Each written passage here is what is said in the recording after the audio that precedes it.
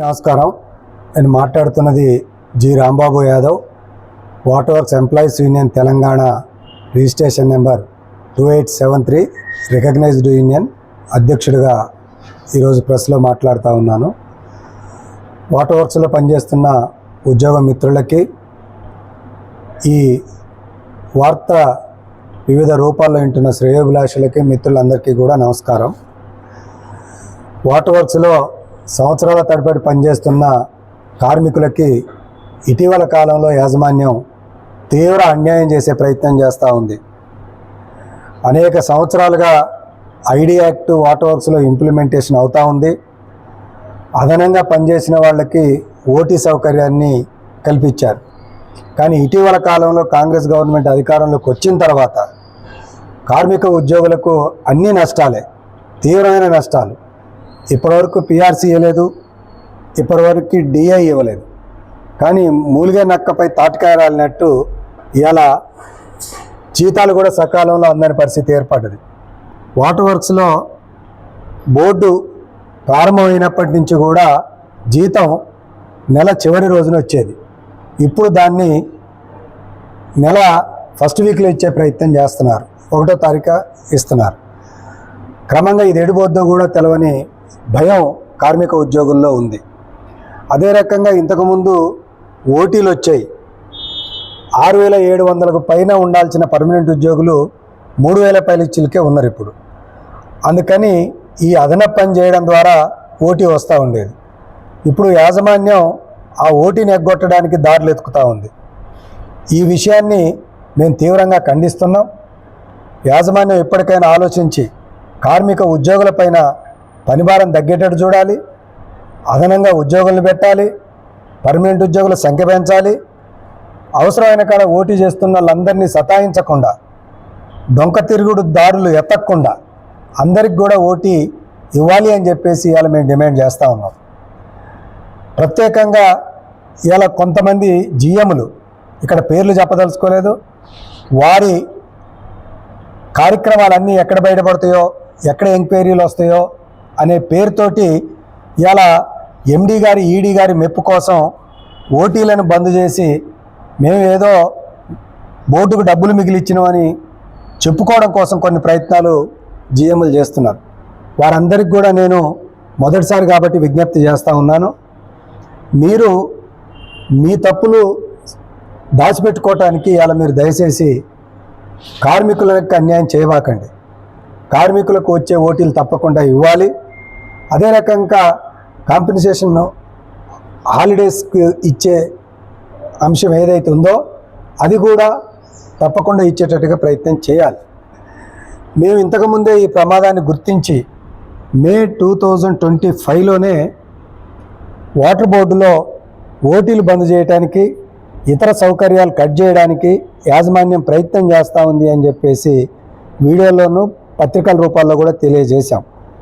ఎండి అశోక్ రెడ్డి గారికి కూడా విజ్ఞప్తి చేసినాం. ఎక్కడన్నా ఒక్కడ చిన్న చిన్న లోపాలు ఉంటే ఎలకలు పడ్డాయని చెప్పేసి ఇల్లును తగలబెట్టుకోరు ఎవరు. ఆ సమస్య ఏందో సమస్యను పరిష్కరించుకుంటారు అంతే తప్ప ఇవాళ అనేక ఆరోపణలు, కష్టపడి పనిచేస్తున్న ఉద్యోగులపైన పని చేయకుండా ఓటీలు తీసుకుంటుండ్రని ఒక పేపర్లో వస్తుంది, ఓటీ లూటీ అని చెప్పేసి ఒక పేపర్లో వస్తుంది.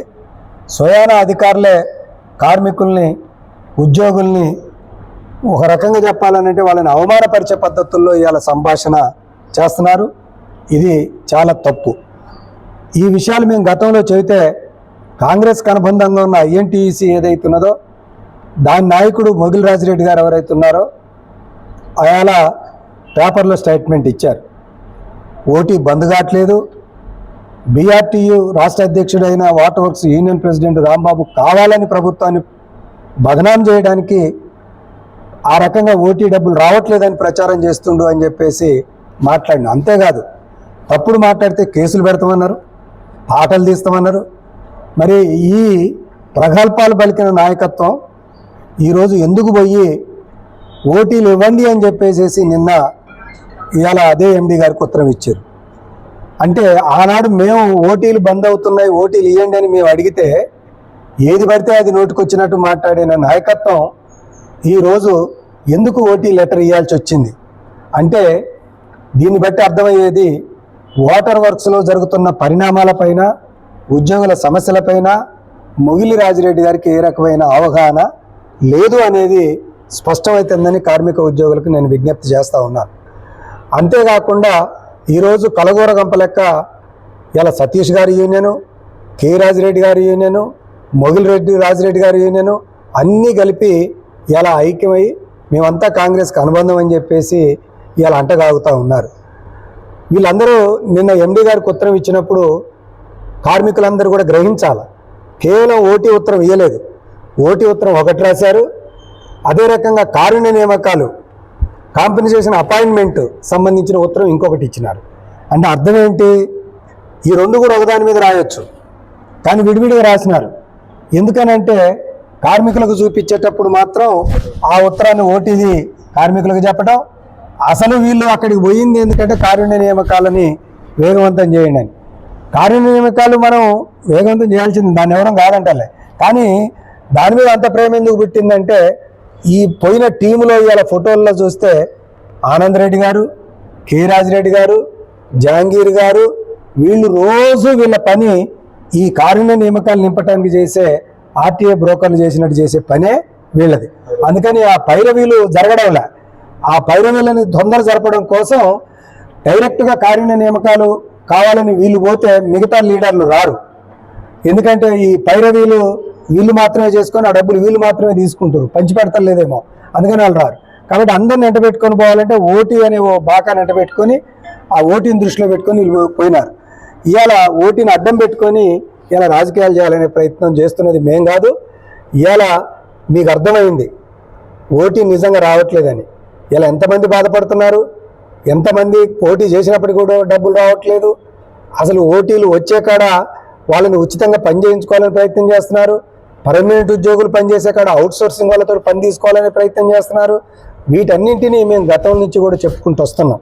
అందుకనే ఈరోజు ఉద్యోగ మిత్రులకు మేము ఇలా విజ్ఞప్తి చేస్తున్నాం. ఈ అవకాశవాదపు ఐఎన్టీసీ యూనియన్ని గుర్తించండి, పారదోలండి, వాళ్ళకు బుద్ధి చెప్పండి, వాళ్ళు సరిగా మాట్లాడేటట్టు మీరు ఎక్కడికక్కడ నిలదీయండి అని చెప్పేసి ముందుగా మీకు విజ్ఞప్తి చేస్తున్నా. అదే రకంగా ఈరోజు ఎండి గారికి, ఈడీ గారికి కూడా నేను విజ్ఞప్తి చేస్తున్నా, మీరు రెవెన్యూ తగ్గించి ప్రభుత్వం దృష్టికి తీసుకెళ్లాలనే ప్రయత్నానికన్నా కష్టపడి పనిచేస్తున్న ఉద్యోగ కార్మికుల ఎడల సానుకూలంగా ఉండి వాళ్ళకు వచ్చే ఓటీ డబ్బులు ఇప్పించండి. ఓటీలని రద్దు చేసేటందుకు వేరు దారులు ఎత్తక్కండి, పనిభారం తగ్గించడానికి ఉద్యోగుల సంఖ్యను పెంచండి అని చెప్పేసి, మిగతా సౌకర్యాలు కూడా ఎప్పటికప్పుడు ఇవ్వాలి అని చెప్పేసి నేను water works employees union Telangana తరఫున డిమాండ్ చేస్తూ ఉన్నాను. Thank you.